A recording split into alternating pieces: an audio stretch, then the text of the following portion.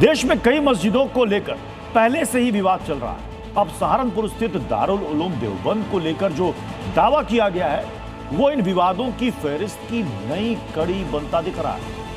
दावा यह कि दारुल उलूम परिसर में बनी मस्जिद के नीचे मंदिर है। एक हिंदू संगठन के इस दावे के बाद पूरे देश में खलबली मच गई। मुस्लिम समाज इस दावे को सहारनपुर का सांप्रदायिक सौहार्द बिगाड़ने की कोशिश के तौर पर देख रहा है। दारुल उलूम देवबंद में जो मस्जिद है उसके नीचे 14 फीट नीचे शिव का मंदिर है। प्रशासन वहां खोदेगा, 14 फीट नीचे हमारे शिवलिंग मिलेंगे। ये एक बहुत बड़े विवाद को जन्म देने वाली बात है। देवबंद में शिव मंदिर लेके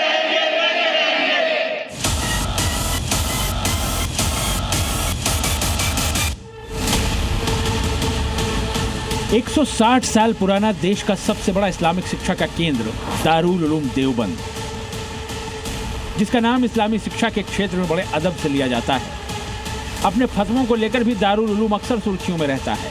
एक बार फिर से ये संस्थान चर्चा में है, लेकिन इस बार वजह जरा जुदा है।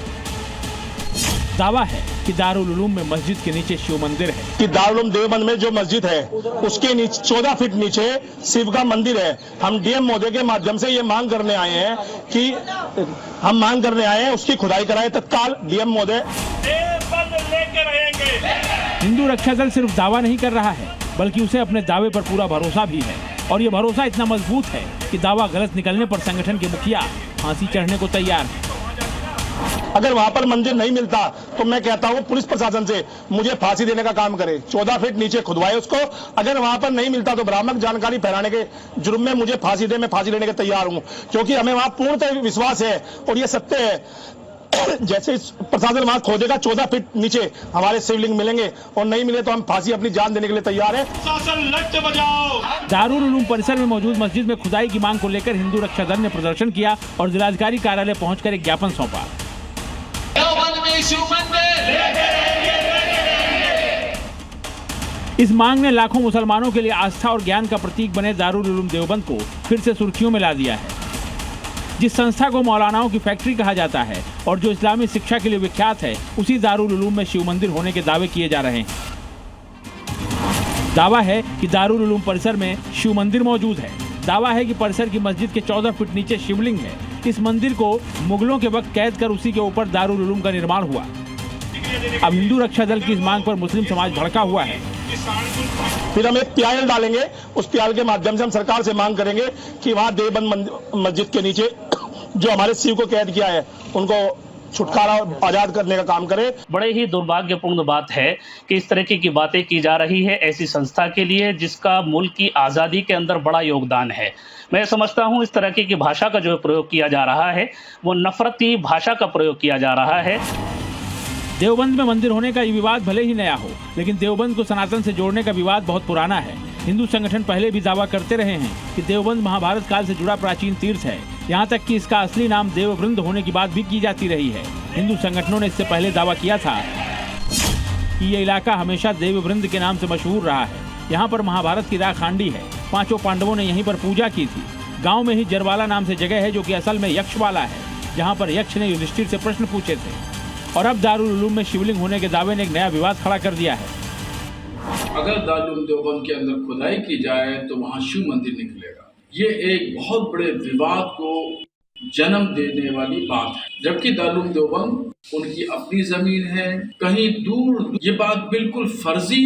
ये सहारनपुर हमारी गंगा जमनी तहजीब की एक बेहतरीन मिसाल है। यहाँ कोई बाहर का व्यक्ति आकर के अगर इस तरीके से यहाँ उपद्रव फैलाएगा तो सहारनपुर की आवाम उसको बर्दाश्त नहीं करेगी। उसके पास कौन सा प्रमाण है और कहां से उसको ख्वाब आता है कि वो शिव मंदिर की घोषणा कर देता है आगे। तो ऐसे तथाकथित व्यक्ति प्रदेश के और देश के अंदर झगड़े को बढ़ाना चाहते हैं, हिंदू मुस्लिम लोगों के बीच में झगड़ा करना चाहते हैं। ऐसे लोगों के खिलाफ जिला प्रशासन को कार्रवाई करनी चाहिए। दारुल उलूम देवबंद को लेकर उठे विवादों की नई कड़ी है इसके परिसर की मस्जिद के नीचे शिवलिंग होने का दावा। इस दावे ने सहारनपुर की फिजा में बेचैनी पैदा कर दी है, लिहाजा प्रशासन सतर्क है और हालात पर नजर बनाए हुए है। ब्यूरो रिपोर्ट, जी मीडिया।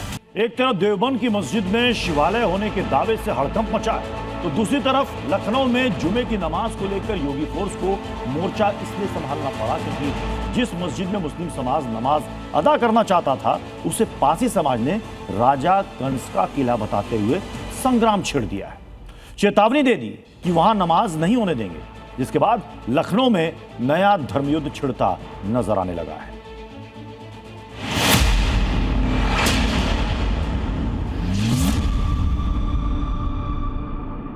यहाँ पे एकदम हिंदू सभ्यता को खत्म कर दिया गया है।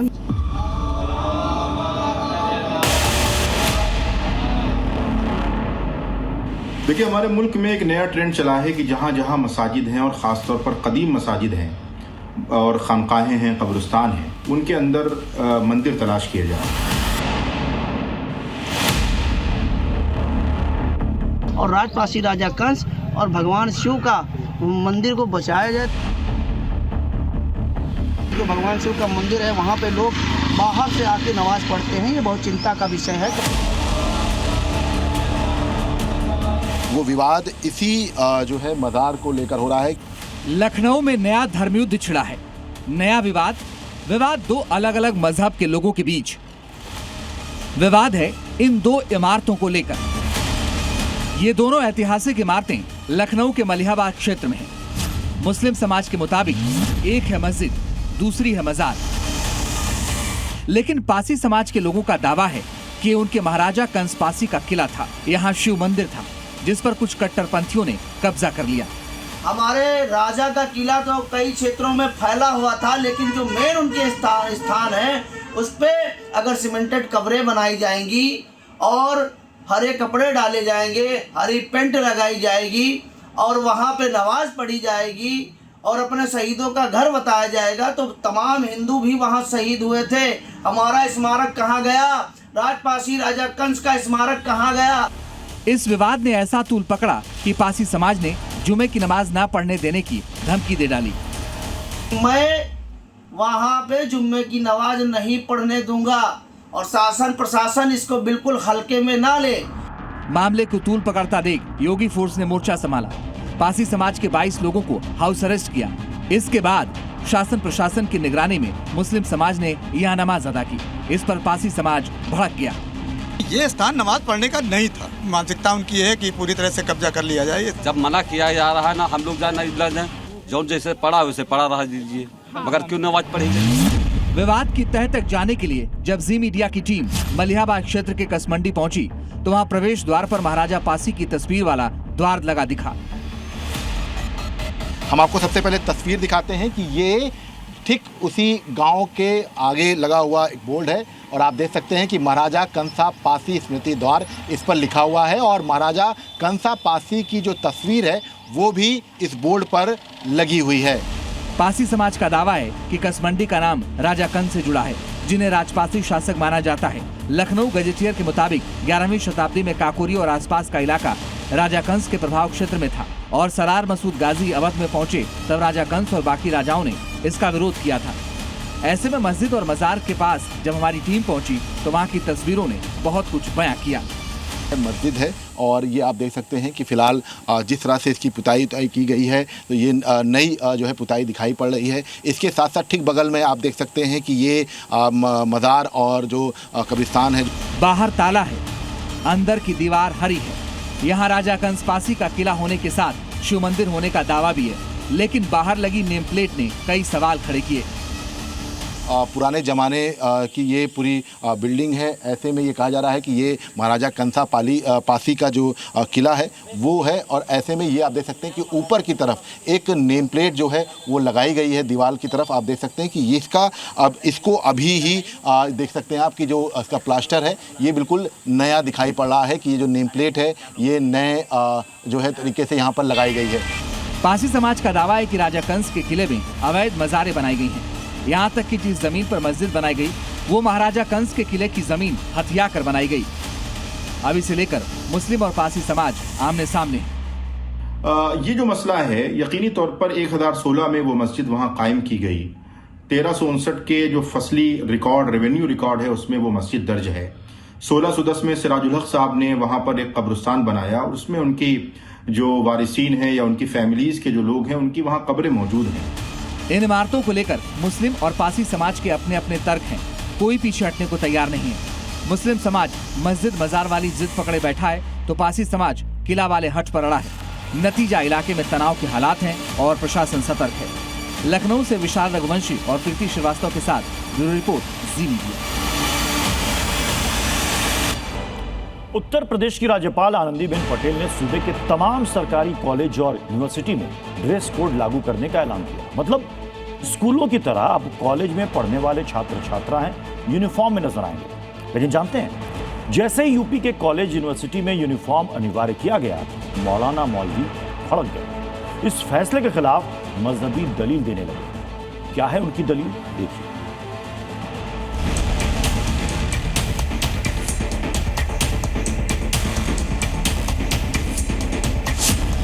यूपी के सरकारी कॉलेज और यूनिवर्सिटी में ड्रेस कोड लागू कर दिया गया है।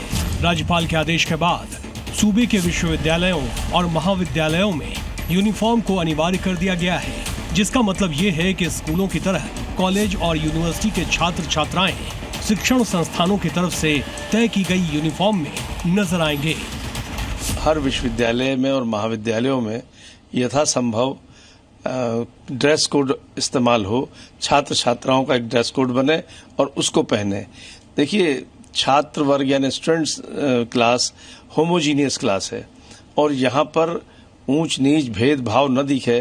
कोई अपने वस्त्रों से ही ऐसा प्रदर्शन ना करे कि कुछ लोगों में इन्फेरिटी कॉम्प्लेक्स आ जाए और कुछ लोग सुपरियरिटी कॉम्प्लेक्स से ग्रसित होकर ऐसी हरकत ना करें।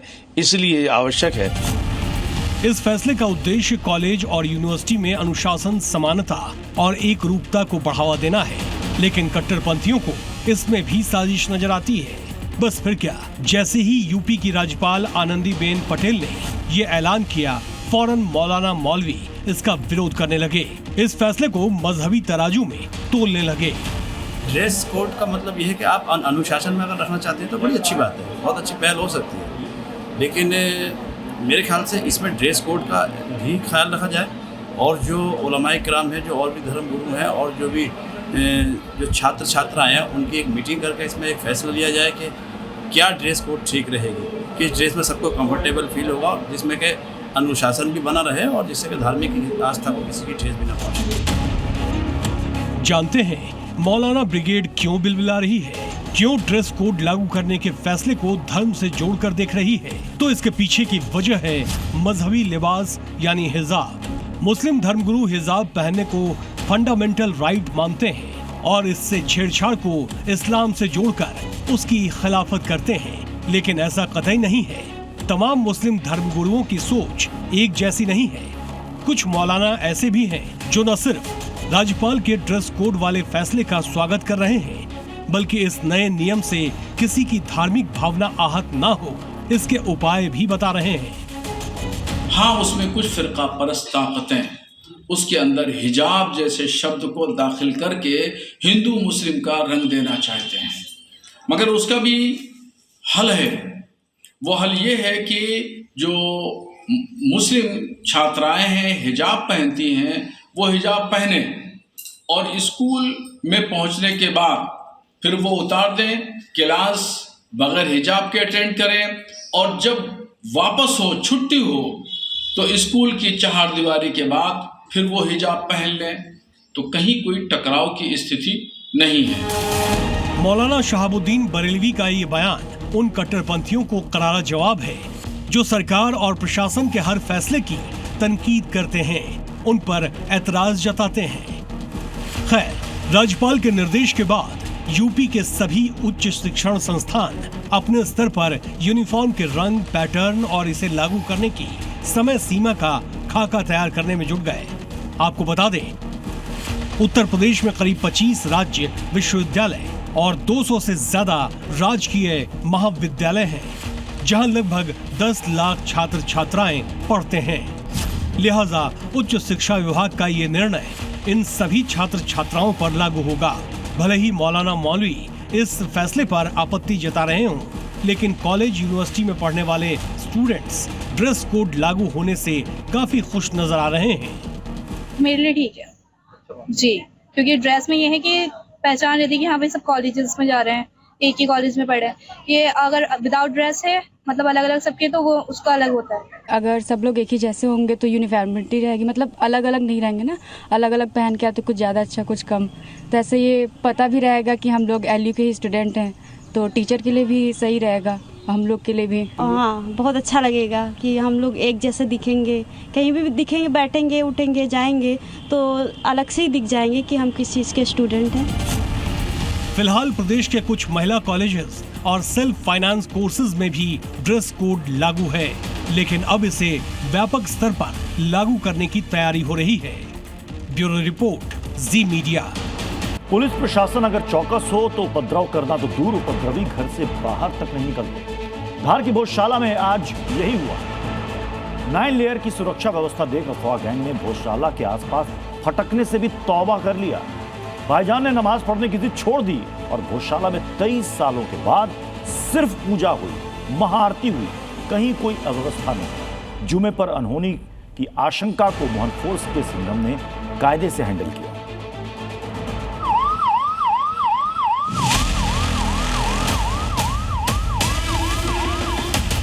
जिसकी हिम्मत है, जिसको लगता है वो ऐसा कर सकता है, वो प्रयास कर ले।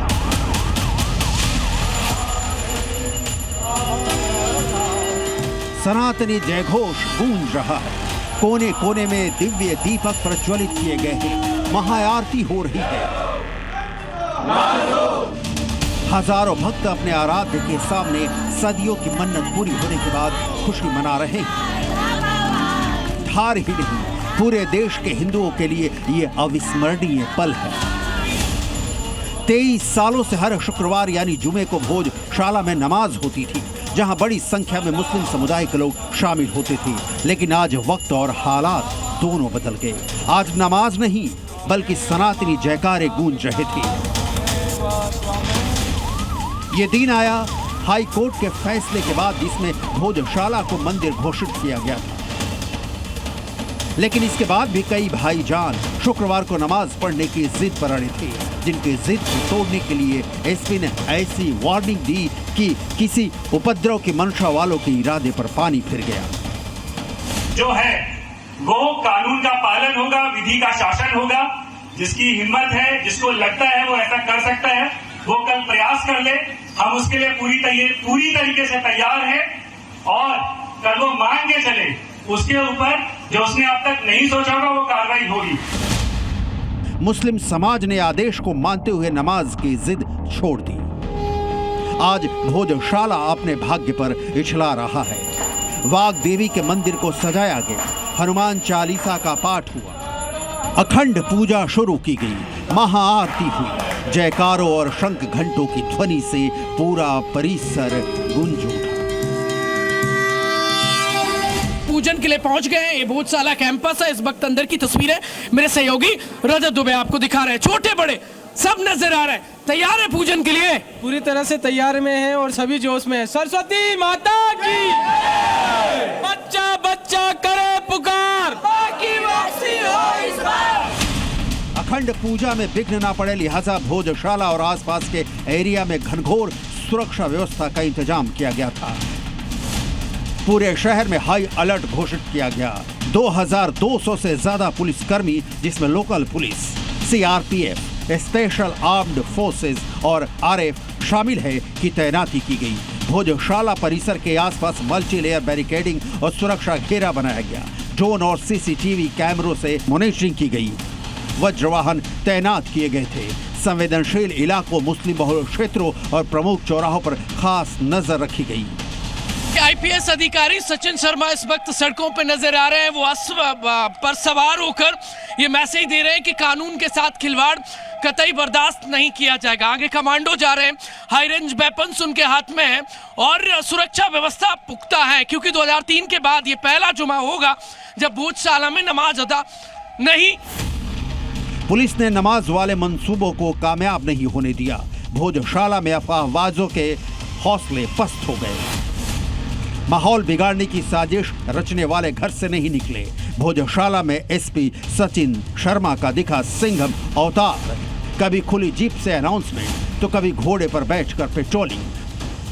चुनौती बड़ी थी, क्योंकि कुछ अफवाहबाज इस ताक में थी कि किसी भी तरह माहौल को बिगाड़ा जाए, लेकिन मुख्यमंत्री मोहन यादव के प्रशासन और धार पुलिस ने सुरक्षा की ऐसी 9 लेयर दीवार खड़ी कर दी कि परिंदा भी पर ना मार सके।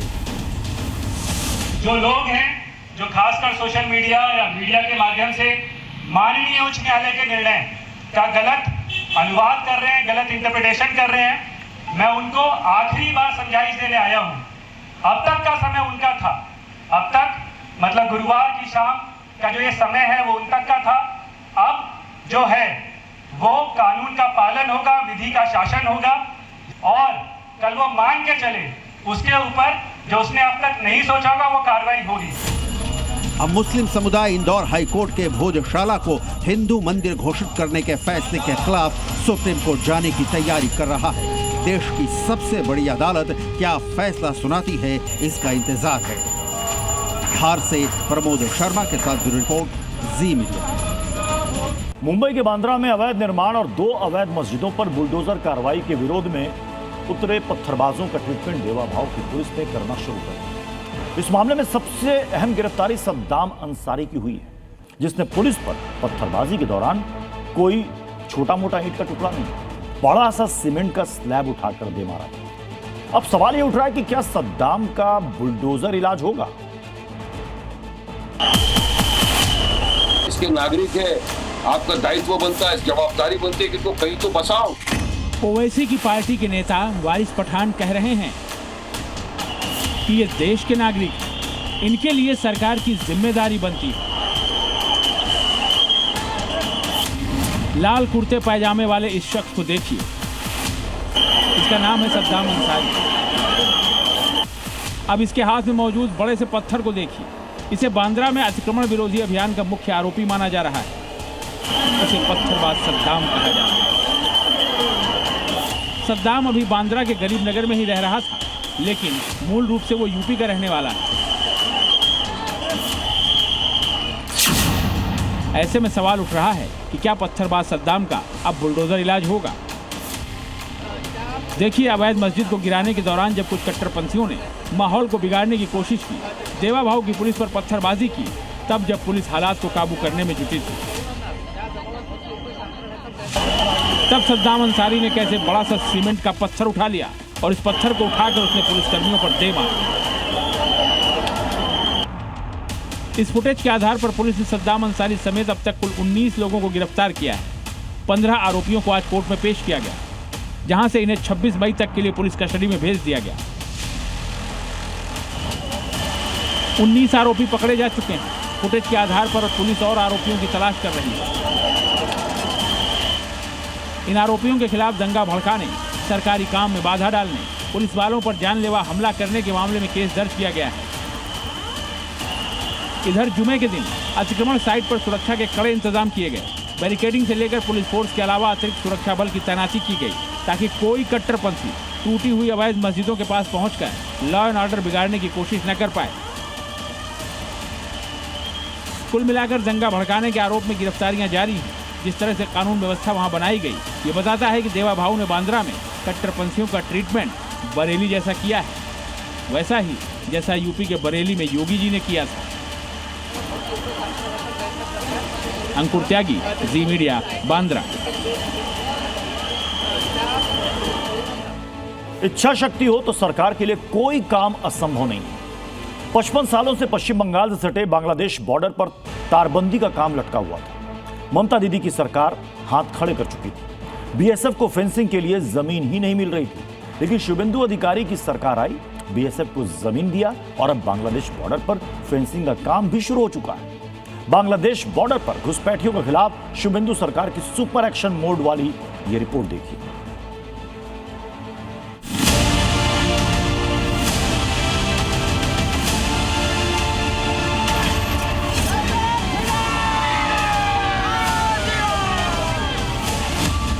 पचपन सालों का इंतजार खत्म। जो हम लोग बॉर्डर में रह करके जो इतना दिन का परेशानी, इससे हम लोग को मुक्त मिल गया। बांग्लादेशी घुसपैठ पर जबरदस्त प्रहार। आज भी हम लोग को यहाँ पे ऐसा लग रहा है आज हम लोग सुरक्षित है, क्योंकि इससे पहले हम लोग को सुरक्षित ही नहीं थे। सीमा पर शुभेंदु अधिकारी का सबसे बड़ा एक्शन। सीमा वही, सुरक्षा नहीं। भारत बांग्लादेश सीमा का ये फिरोजपुर इलाका है। बांग्लादेश के घुसपैठी ये ताक लगाए बैठे रहते हैं कि कब हिंदुस्तान की सीमा में दाखिल होने का मौका मिले, लेकिन अब उनकी हसरत कभी नहीं पूरी होने वाली। जिस तरह शुभेंदु अधिकारी एक्शन मोड में हैं, कमिटमेंट कर दिया है, इसके बाद वो किसी की भी नहीं सुनेंगे। जो कमिटमेंट दिया वो पूरा करने का काम भाजपा का चीफ मिनिस्टर करेगा। शुभेंदु अधिकारी ने ऐलान किया कि बीएसएफ को तारबंदी के लिए जमीन दी जाएगी। बीएसएफ को जमीन मिली, न सिर्फ जमीन मिली बल्कि तारबंदी का भी भी शुरू हो गया। ये सब काम शुरू हो गया। बीएसएफ जिला प्रशासन मिलके ये गांव वालों को लेके उधर में एक एक करके लकड़ी लगा दिया, क्योंकि कांटातार का बेड़ा अभी तक नहीं था लेकिन होने वाला है। शुभेंदु अधिकारी ने ऐलान किया कि बांग्लादेशी घुसपैठियों के पकड़े जाने पर उन्हें अदालत में पेश नहीं किया जाएगा, बीएसएफ को सौंपा जाएगा। मतलब घुसपैठ पर सबसे बड़ा प्रहार शुरू हो चुका है। नतीजा देखिए कि हिंदुस्तान की सीमा पर बसे गांवों के लोगों की आंखों में अब चमक है। खुश हैं कि बांग्लादेशी अब बॉर्डर पार नहीं कर पाएंगे। शुभेंदु सरकार के काम करने की स्पीड देखिए कि सिर्फ 13 दिनों में बंगाल बदलता दिख रहा है। पत्थरबाज नप चुके हैं, अवैध अतिक्रमण को बुलडोजर गिरा रहा है, सड़क पर नमाज पर बैन लग चुका है, करप्शन के खिलाफ कड़ी कार्रवाई हो रही है, लाउडस्पीकर की तेज आवाज कम कर दी गई है और घुसपैठिया फ्री बंगाल बनाने की तरफ बंगाल चल पड़ा है।